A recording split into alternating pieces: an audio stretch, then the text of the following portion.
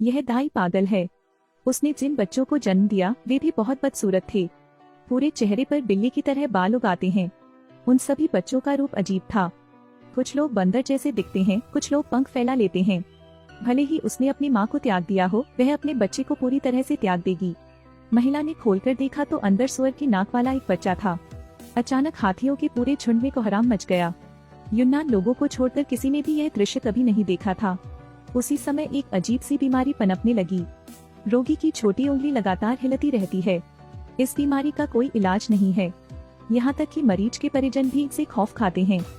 सभी को मास्क लगाने की जल्दी थी। हमें उस पर एक त्वरित जांच करनी है। परीक्षण के लिए अपने हाथ से कुछ खून लें। अगर यह बैंगनी हो जाता है तो इस व्यक्ति को और नहीं बचाया जा सकता है। उन्होंने वृद्ध को डक्ट टेप से कुर्सी से बांध दिया और चले गए। मेरी सहायता करो। फिर पूरे घर और लोगों में आग लगा दी। लोग सोचते हैं कि यह टेराटोजेंस के कारण होता है, इसलिए उन्होंने दरिंदों का शिकार करना शुरू कर दिया। पब्बा का बेटा बहुत प्यारा है, लेकिन उसके पास हिरण के सींगों का एक जोड़ा है। यदि वह भागा नहीं तो निश्चय ही मारा जाएगा। तो पब्बा ने एक जंगल में घर बना लिया। पता न चले इसके लिए उन्होंने नियम बनाए थे। अजनबियों को देखकर भागना पड़े, बाढ़ को पार न करें। याद है बेटा? पापा। 8 साल बाद एक दिन बाहर एक व्यक्ति खड़ा होकर अंदर देख रहा था। उन्होंने उस पर गुलाबी रंग की डोरी भी बांध रखी थी। वह हमारे लिए लक्ष्य कर रहा था। पोपा ने तेजी से पीछा किया। तुमने उस आदमी को मार डाला, इसलिए वह संक्रमित हुआ था।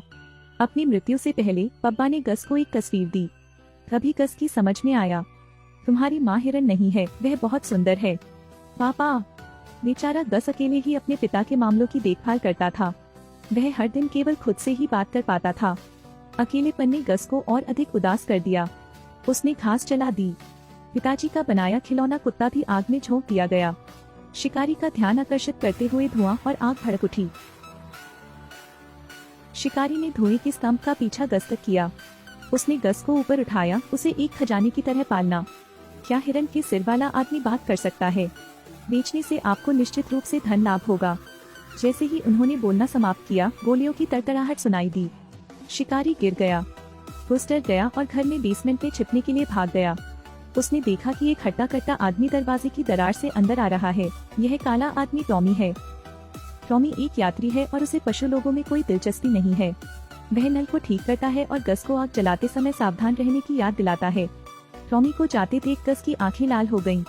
वह यहाँ मरने के इंतजार में नहीं रहना चाहता था, बल्कि अपनी माँ को ढूंढना चाहता था। इसलिए गस स्टील की बाढ़ पर कूद गया। राजमार्ग पार करो, चट्टान पर चढ़ो। टॉमी, मुझे अपने साथ ले चलो। टॉमी एक बुरा पिता नहीं बनना चाहता था, इसलिए उसने गस को दूर भेज दिया। गस की आंखें रात में चमक उठी, टॉमी को खाने की गंध के बाद। अगली सुबह जब वह उठा तो टॉमी लगभग बेहोश हो गया था। गस ने नक्शा काटते हुए सारा डिब्बा बंद खाना खा लिया, यहाँ तक कि उन्होंने दवा को कैंडी समझ लिया। टॉमी ने गस से कहा कि वह फिर कभी ऐसा न करे, लेकिन उसने परवाह नहीं की। गस की नाक से अचानक पूरे जंगल में भोजन की गंध आ गई। जरूर वहाँ एक घर था। पूरे परिवार ने सावधानी से इस डर से मास्क पहना था कि कहीं गस बीमारी न ले आए। टॉमी ने यह देखा और अपनी छोटी उंगली उठाई। वह बीमार नहीं है। इस प्रकार पशु लोग रोग प्रसारित नहीं कर सकते हैं। शिकारियों के एक अन्य समूह को आग के निशान मिले। उन्होंने घर को घेर लिया और मालिक को गस को सौंपने के लिए मजबूर किया। इस वक्त टॉमी के पास सिर्फ 2 गोलियां बची थीं। एक क्या करूं, यह हाथापाई की तरह नहीं है। टॉमी ने बहुत बहादुरी से लड़ाई लड़ी।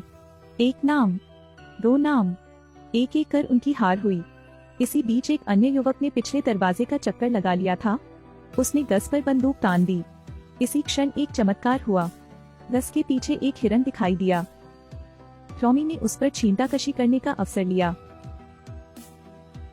उस रात बाद में टॉमी गस को अपने साथ ले गया और परिवार को अलविदा कह दिया।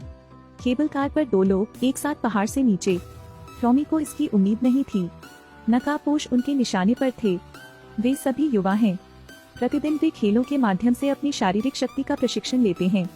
निगरानी कक्ष शिकारी की हर हरकत पर नजर रखता था। जब संकेत मिलता है वे कार्रवाई करना शुरू कर देंगे। जानवर लोगों को बचाएंगे। गस टॉमी के पीछे बचे लोगों के शहर तक जाती है। संयोग से 8 साल गिरह है। बच्चे सभी तैयार हैं। गस कागज की टोपी पहनता है, इसलिए किसी को उस पर शक नहीं होता।